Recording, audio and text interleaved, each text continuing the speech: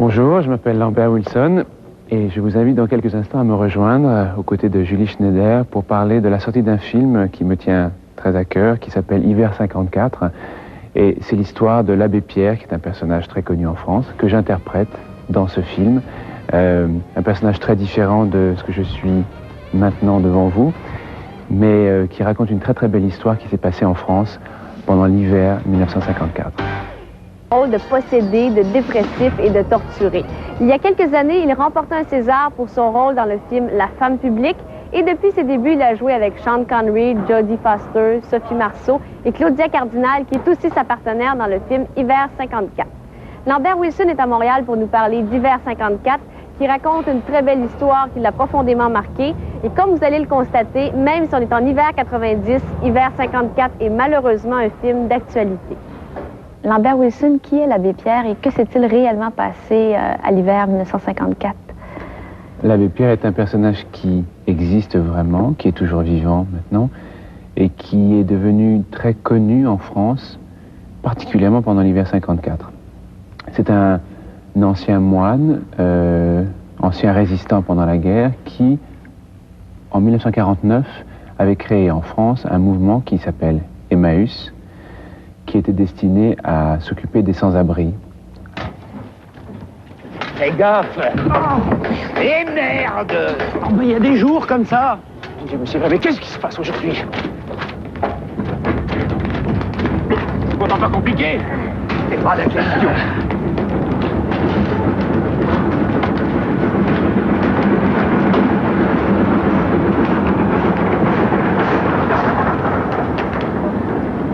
Je ne peux pas donner ma foi aux responsables d'un univers dans lequel meurent les enfants.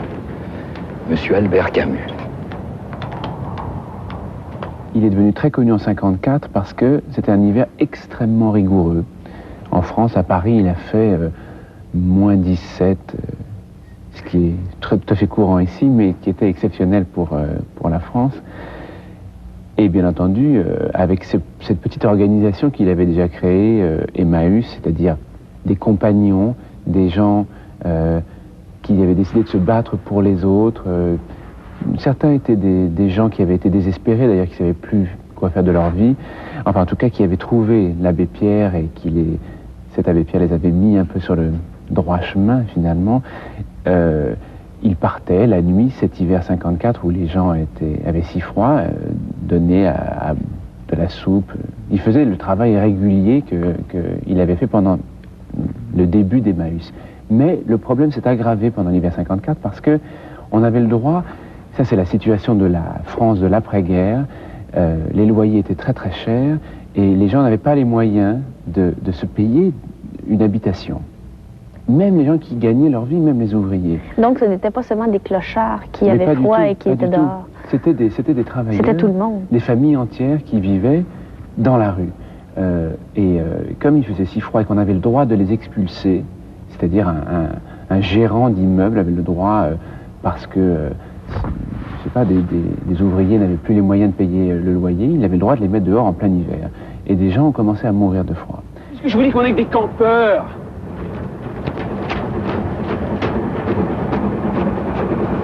C'est français, non? Mon père, il faut regarder les choses en face. Construisez sans permis. Vous allez avoir tous les services de la préfecture sur le dos. Lui, c'est l'hygiène, moi, la viabilité, et c'est qu'un début. Sans permis de construire, c'est illégal. Et eux, là? Qu'est-ce qu'on en fait, hein? Eux, ils crèvent. Légalement, mais ils crèvent. Il est allé se battre auprès des hommes politiques qui voulaient, bien entendu, l'expulser, parce qu'il faisait des choses qui étaient complètement interdites, comme par exemple monter des tentes pour les sans-abri sur les quais de la Seine, alors que c'était absolument pas autorisé. Mais il a été tellement populaire et il a récupéré tellement d'argent... Que ça a donné naissance à une loi? C'est-à-dire qu'il a fait créer une loi, d'abord, une subvention pour la construction de cités d'urgence, pour les sans-abri. Ça, c'était énorme, parce que le film débute avec le refus par l'Assemblée nationale d'une subvention pour les sans-abri.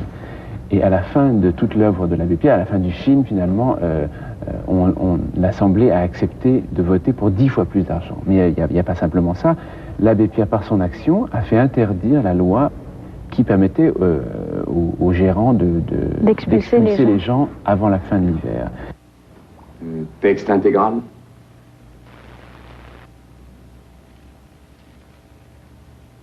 Dès que je vous ai vu devant ma porte, j'ai su qu'il allait m'arriver une tuile. Mais là, je dois dire, vous me gâtez. Salut, mon vieux. Changement de programme. Eh oui. Il me faut 4 colonnes à la une.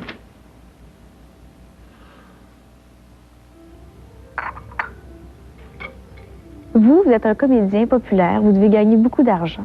Comment vous vous êtes senti par rapport aux valeurs qui sont véhiculées dans le film? J'ai été complètement bouleversé.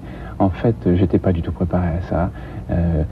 Et c'est une chose très importante dans ma vie d'avoir fait ce film-là. C'est la première fois que je suis entré, j'ai plongé vraiment dans un sujet, dans une préoccupation à ce point-là. J'étais très surpris quand on m'a proposé le rôle. Je ne sais toujours pas pourquoi on me l'a proposé, en fait, parce que je ne lui ressemble pas du tout. Non, c'est ça. Vous êtes totalement différent physiquement. Et moi, je me demandais si la différence spirituelle était aussi grande que la différence physique. Ça, je ne peux pas en parler parce que je ne me connais pas assez bien, ou en tout cas, j'aurais trop de discrétion par rapport à la moindre qualité spirituelle que je pourrais avoir. Je sais que l'abbé Pierre, lui, est quelqu'un qui est un monument justement d'élévation spirituelle et de générosité. Est-ce que vous êtes remis en question? Mais complètement, mais je me remets toujours en question. Je me suis pas remis de ce tournage-là. C'est-à-dire que les préoccupations des gens comme l'abbé Pierre et celles d'un acteur sont à des kilomètres, à des années-lumière, et on ne fait pas tout le chemin aussi rapidement. Qu'est-ce qui se passe ici? Monsieur l'agent, il faut faire quelque chose pour ces gens. Faire quoi? Mais je ne sais pas, les emmener au poste ou bien dans un asile de nuit. C'est plein partout, monsieur le curé. Et dans les hôpitaux aussi. Mais c'est impossible, il doit bien exister un endroit. À la morgue, quand ils seront morts. C'est tout ce qu'on peut faire. Bonsoir, monsieur le curé. C'est honteux! Pour des chiens, vous avez des fourrières! Vous n'êtes même pas capable de faire autant pour des hommes! Je trouve que la vie est très courte et j'ai envie un peu de démultiplier les vies, finalement. J'ai envie d'être en même temps chanteur. C'est une chose que je porte en moi depuis que je suis enfant. J'aime bien chanter. J'ai même chanté dans des églises parce que j'ai une formation classique aussi. Dans quelques semaines, je vais chanter dans une église une cantate de Bach. Et en même temps, je fais des choses de comédie musicale à l'américaine. J'ai fait un disque d'air de comédie musicale. Et il va sortir bientôt, ce disque?